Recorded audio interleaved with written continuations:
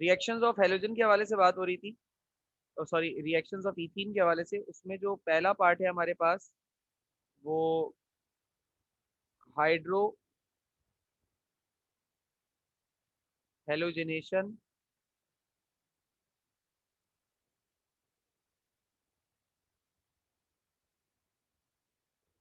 Of ethene का है। अच्छा, हाइड्रो हेलोजनेशन का मतलब कोई बताएगा मुझे?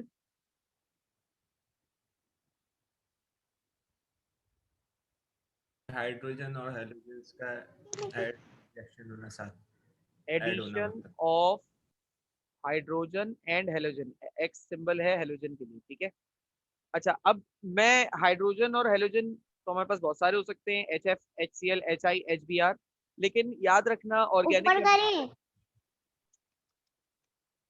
ऑर्गेनिक केमिस्ट्री के अंदर सबसे ज्यादा जलील और रुस्वा हेलोजन जो है वो क्लोरीन है, ठीक है। तो जहां पर भी हेलोजन का जिक्र आता है वो क्लोरीन ऑटोमेटिकली ऐसी ऐसी सिचुएशन में खुद ही आगे आ जाता है, ठीक है बेटा। तो इथीन का रिएक्शन हो रहा है एच एक्स के साथ, एच एक्स मैंने ले लिया यहाँ पर एच सी एल, ठीक है। अच्छा, जब रिएक्शन होगा तो हमारे पास क्या फॉर्म होगा, यहाँ पे हमारे पास फॉर्म होगा इथाइल क्लोराइड। हाइड्रोजन और हेलोजन इस तरीके से ऐड होंगे कि एक कार्बन पर हाइड्रोजन लगेगा और एक कार्बन पर क्लोरीन लगेगा, ठीक है। अब आता हूं मैं इसके जनरल मैकेनिज्म की तरफ। मैकेनिज्म वैसे मैंने जनरल आप लोगों को लिखवाया है, लास्ट क्लास में समझाया भी था। मैं ये पहला रिएक्शन है तो मैं इस पहले रिएक्शन का मैकेनिज्म लिख रहा हूँ, इसके आगे की रिएक्शन के मैं मैकेनिज्म नहीं लिखूंगा। मैं सिर्फ और सिर्फ रिएक्शन बताऊंगा, ठीक है ना। बाकी उसे अप्लाई करना आप लोगों की खुद की जिम्मेदारी है, ठीक है भाई। तो जनरल मैकेनिज्म, सबसे पहले क्या होगा भाई, अब इथीन का रिएक्शन हो रहा है।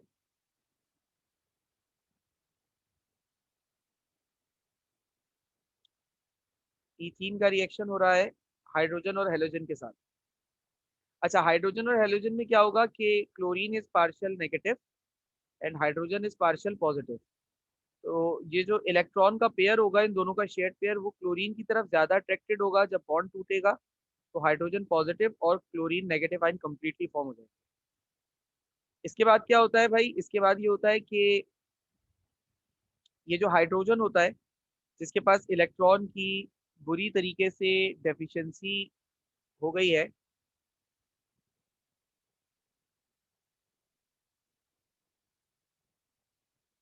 ठीक है। तो H, अब ये जो पॉजिटिवली चार्ज हाइड्रोजन आया ना हमारे पास, पॉजिटिवली चार्ज हाइड्रोजन, इसमें ये हाइड्रोजन क्या करेगा, ये हाइड्रोजन इस इन दोनों कार्बन के बीच का जो पाई इलेक्ट्रॉन बॉन्ड होगा, पाई वाला बॉन्ड, सिग्मा बॉन्ड को ये डिस्टर्ब नहीं कर सकता। इस पाई बॉन्ड के ऊपर ये अटैक करेगा और अटैक कुछ इस तरीके से करेगा कि ये एक कार्बन से इलेक्ट्रॉन छीनना चाहेगा और दूसरे कार्बन के साथ वो सिग्मा बॉन्ड बनाना चाहेगा। इस स्टेज को इस स्टेज को हम कहते हैं पाई कॉम्प्लेक्स। ये जो स्टेज है, इस स्टेज को हम कहते हैं पाई कॉम्प्लेक्स। इसके बाद अगला स्टेप क्या होगा, अगला स्टेप ये होगा कि ये जो कार्बन होगा, मतलब ये जो हाइड्रोजन होगा, ये इस वाले राइट वाले कार्बन से फॉर एग्जांपल इसने इलेक्ट्रॉन छीना, और जब इससे इसने इलेक्ट्रॉन छीन लिया तो ऑटोमेटिकली इस पे पॉजिटिव चार्ज आ जाएगा। अब इस हाइड्रोजन के पास इलेक्ट्रॉन है, ठीक है, और इस कार्बन के पास भी इलेक्ट्रॉन है। अब ये दोनों आपस में बॉन्ड फॉर्म कर लेंगे, ठीक है, प्रॉपर वे में कोवेलेंट बॉन्ड।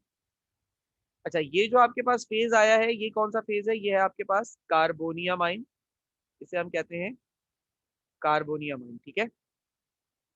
अब ये पॉजिटिवली चार्ज जो कार्बन है, इसको क्लोरीन नेगेटिव अप्रोच करेगा। क्लोरीन नेगेटिव क्यों है, क्योंकि इसने हाइड्रोजन का एक इलेक्ट्रॉन चोरी किया हुआ है। ये अपना वो इलेक्ट्रॉन इस कार्बन को प्रोवाइड कर देगा कि भाई ये मैंने हाइड्रोजन से चोरी किया था, तो ये इलेक्ट्रॉन तुम रख लो। जैसे ही इसके पास वो इलेक्ट्रॉन इस कार्बन के पास आएगा, तो ये अनपेयर इलेक्ट्रॉन आने के बाद इस कार्बन को ये बना देगा न्यूट्रल। तो पॉजिटिव चार्ज था वो खत्म होगा और इस न्यूट्रल फेस में अब इस क्लोरीन के पास जो अपना जाती इलेक्ट्रॉन है ये वो भी अनपेयर है, तो ये दोनों आपस में बॉन्ड करके उसे पेयर मतलब आपस में एक शेयर्ड पेयर बना लेंगे और इस तरीके से आपके पास इथीन फॉर्म हो जाएगा, इथाइल क्लोराइड फॉर्म हो जाएगा। Is that clear to you all? Sir ji. Sir जो क्लोरीन ने जिस कार्बन के साथ बॉन्ड बनाया उसके पास पहले से इलेक्ट्रॉन नहीं था। इलेक्ट्रॉन थे लेकिन वो जो शेयर हुए हुए थे, एक इलेक्ट्रॉन तो इस वाले कार्बन का जो है वो इस हाइड्रोजन ने चोरी कर लिया था ना, ये वाले हाइड्रोजन ने चोरी कर लिया था। तो वो जो एक इलेक्ट्रॉन यहाँ पर था, एक मतलब जगह जिसकी थी, वो हाइड्रोजन चोरी करके ले गया था, तो वो हाइड्रोजन पहले क्लोरीन ने इसको दिया, हाइड्रोजन का ही इलेक्ट्रॉन इसने क्लोरीन इस कार्बन को दिया, फिर उसके साथ इसने बॉन्डिंग। ठीक है। Okay sir. अच्छा, अब यहाँ पर जरा रिएक्टिविटी सीरीज देख लीजिएगा। HF, HCl, HBr, HI। HI जो है वो मोस्ट रिएक्टिव होता है और HF जो है वो लीस्ट रिएक्टिव होता है। अच्छा, लीस्ट रिएक्टिव का मतलब ये नहीं है कि HF से इथीन का रिएक्शन नहीं होता, HF से भी होता है, HCl से भी होता है, HBr से भी होता है, HI से भी होता है। ठीक है, बस रिएक्टिविटी है, यानी कि HI से होगा तो 2 मिनट में रिएक्शन हो गया, HBr से रिएक्शन होगा तो 3 मिनट में होगा, HCl से होगा तो 4 मिनट में होगा, HF से होगा तो 5 मिनट में होगा, थोड़ा टाइम बढ़ जाएगा लेकिन रिएक्शन हो जाएगा। इसमें कोई सवाल या परेशानी किसी को, कोई कंफ्यूजन कुछ भी?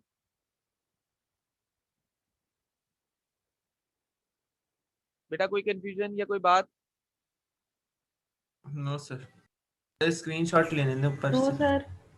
No sir. मैं आपके बोलने का इंतजार कर रहा था बेटा, अब मैंने खोल दी। मैं असल में देखना चाह रहा था कि तुम कितना ध्यान से पढ़ रही हो आज।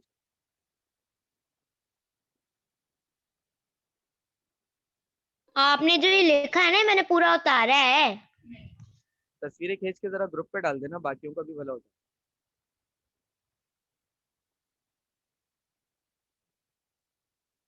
अच्छा जी, हेलोजिनेशन ऑफ इथीन का क्या मतलब होगा भाई, कोई बताएगा मुझे? Addition of hydrogen. Addition of halogen.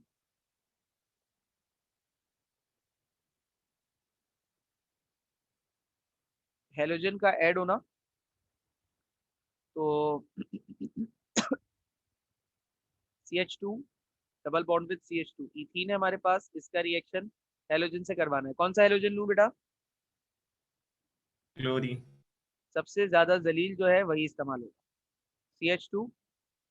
इन दोनों के दरमियान का डबल बॉन्ड खत्म होकर सिंगल रह गया और इनके साथ क्लोरीन अटैच हो गया।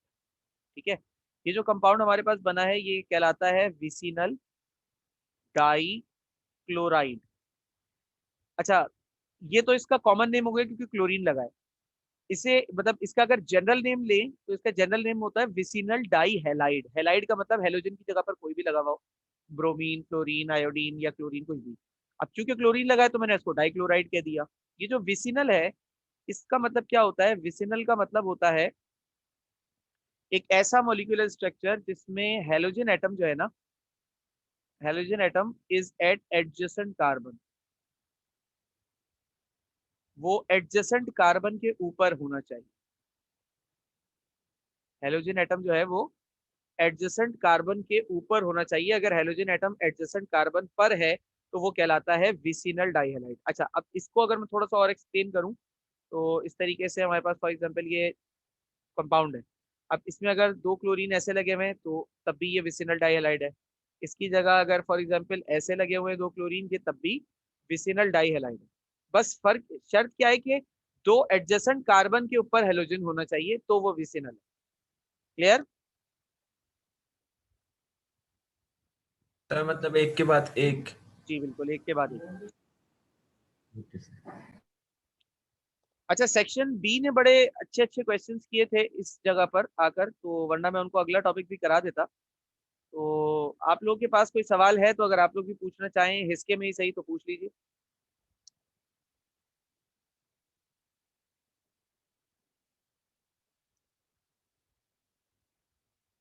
नहीं, नो सर। यहाँ पे ज्यादा पढ़े लिखे लोग हैं माशाल्लाह से, वैसे नहीं, मतलब ऐसा लगता है एक मुझे। बात बताएं, हाँ बोले। ये पेपर में कैसे पूछा जाता है? बेटा लिख के पूछते हैं, सवाल आता है वैसे पूछते हैं। मतलब क्या पूछते हैं? बेटा सवाल इसको अगर मैं पूछना चाहूँ तो मैं उसको 25 तरह से पूछ सकता हूँ। मैं आपसे कह दूंगा क्लोरीनेशन ऑफ इथीन बता दो, मैं आपसे कह दूंगा हेलोजिनेशन ऑफ इथीन बता दो, मैं आपसे कहूंगा how can I form vicinal dichloride, मैं आपसे कहूंगा कि what happens when chlorine reacts with ethene. मैं तो 10 तरीके से सवाल पूछ तो सकता हूँ। हमें इस तरह से बनाना होगा जैसा आपने बताया हुआ है, जी। एक और इसका चीज है, जनरल मैकेनिज्म ये सब बनाना होगा। जनरल मैकेनिज्म मैंने इसका लिखा नहीं है। ये जनरल मैकेनिज्म मैंने पहले रिएक्शन का लिखा था और मैंने कहा था आगे जितने भी होंगे उनका आप खुद लिखेंगे, तो इसका जनरल मैकेनिज्म आप लोग खुद लिखेंगे, मैं नहीं लिखूंगा। एक सवाल जो सेक्शन बी में हुआ था वो ओके। मैं आप लोगों के सामने भी रख देता हूँ। अच्छा सवाल था कि सर यहाँ पर हाइड्रोजन पार्शल पॉजिटिव था, क्लोरीन पार्शल नेगेटिव था, दोनों की इलेक्ट्रोनेगेटिविटीज अलग थी, बात समझ में आई, इलेक्ट्रॉन पेयर एक तरफ चला गया। यहाँ पर तो सर दोनों एटम क्लोरीन के हैं, दोनों एटम का साइज एक जैसा होगा, दोनों एटम की इलेक्ट्रोनेगेटिविटी एक जैसी होगी, फिर पार्शियल पॉजिटिव और पार्शियल नेगेटिव कैसे बनेगा? क्वेश्चन वैलिड है? जी सर। तो इस सवाल का जवाब जो मैंने उनको दिया था वही मैं आप लोगों को भी दे देता हूँ। देखो, दो क्लोरीन एटम्स हैं। क्योंकि इलेक्ट्रोनेगेटिविटी ज्यादा है। नहीं भाई, ये दोनों के इलेक्ट्रोनेगेटिविटी एक ही जैसी होगी। दो क्लोरीन एटम्स हैं, दोनों की इलेक्ट्रोनेगेटिविटी सेम है, और ये इलेक्ट्रॉन का पेयर दोनों एटम्स में बराबरी से घूम रहा है। अब मुझे एक बात बताओ, कोई एक पर्टिकुलर स्टेज जब आएगा कि जिस वक्त इन दोनों को, निमरा माइक बंद करो, कोई एक पर्टिकुलर स्टेज जब आएगा कि जब इन दोनों का बॉन्ड टूट रहा होगा, जिस वक्त इन दोनों का बॉन्ड टूट रहा होगा उस वक्त ये इलेक्ट्रॉन का पेयर दोनों एटम्स में तो एक साथ नहीं हो सकता ना, किसी एक ही एटम में होगा। क्या ख्याल है?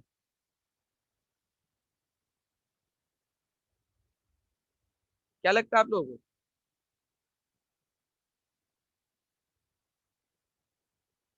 कोई जवाब देगा? At that particular stage, at that particular time, जिस वक्त इनका बॉन्ड टूट रहा होगा, ये इलेक्ट्रॉन का पेयर उस वक्त किसी एक एटम में होगा, आइदर लेफ्ट साइड पर आइदर राइट साइड पर, कौन सा हमें नहीं पता। जिस भी एटम में ये इलेक्ट्रॉन का पेयर होगा वो पार्शियली नेगेटिव हो जाएगा बॉन्ड टूटने के बाद, और जिसमें नहीं होगा वो पार्शियली पॉजिटिव हो जाएगा, क्योंकि इलेक्ट्रॉन पेयर जो है वो दोनों क्लोरीन का है, एक इसका इलेक्ट्रॉन है एक इसका इलेक्ट्रॉन है, और जब वो दोनों इलेक्ट्रॉन एक ही एटम में हो गए तो उसमें एक्सेस ऑफ इलेक्ट्रॉन हो गए, जिसकी वजह से उस पर नेगेटिव चार्ज आ गया, और एक जिसमें इलेक्ट्रॉन नहीं था बेचारे के पास, इलेक्ट्रॉन की कमी हो गई तो वो पॉजिटिव चार्ज हो गया। क्लियर? Yes sir. ठीक। अच्छा, इसके बाद एक छोटी सी बात और,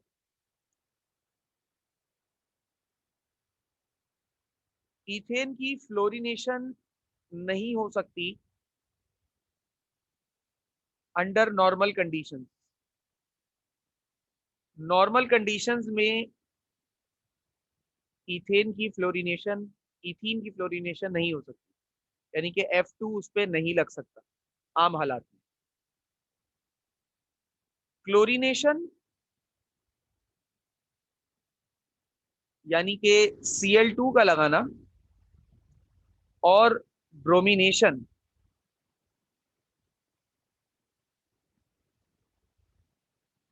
यानी कि Br2 का लगना, ये इजीली हो जाता है, इसमें कोई इशू नहीं होता इथीन पर। आयोडीनेशन ये भी हो सकता है, लेकिन इसमें एक प्रॉब्लम है कि आयोडीन को पहले इथेनॉल में डालना पड़ता है, बिकॉज आयोडीन इज सॉलिड।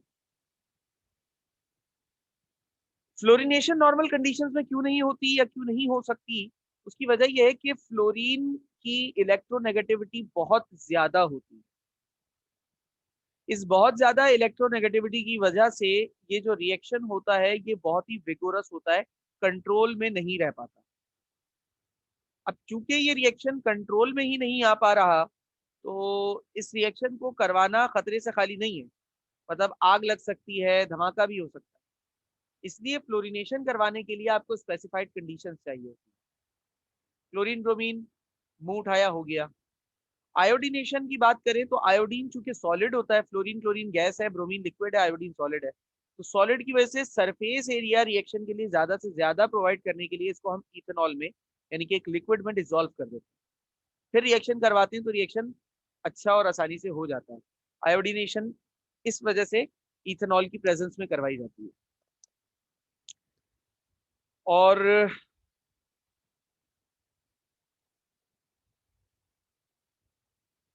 ये जो आपके पास रिएक्शन है इथीन का, ये जैसा कि अभी निम्रा ने मुझसे जब पूछा था तो मैंने उसे कहा था कि तमाम ही रिएक्शन इनडायरेक्ट मैनर में बहुत ही अलग अलग तरीके से पूछे जा सकते हैं। तो उस अलग अलग तरीके से पूछने में आपके स्किल पर है कि आपने उस चीज की प्रिपरेशन किस तरीके से की हुई है। जिस भी तरह आपने उसकी प्रिपरेशन की हुई है, अकॉर्डिंग टू दैट आपसे सवालात हो जाएंगे, आपसे आप उसका जवाब दे पाएंगे।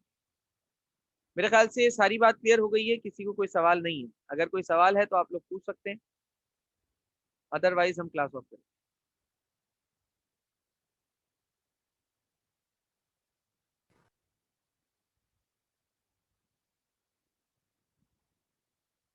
बेटा कोई सवाल नहीं है?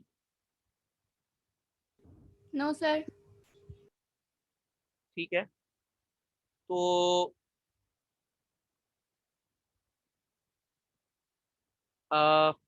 इसका जनरल मैकेनिज्म आपका होमवर्क है।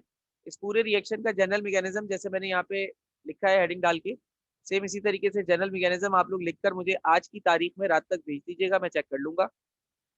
और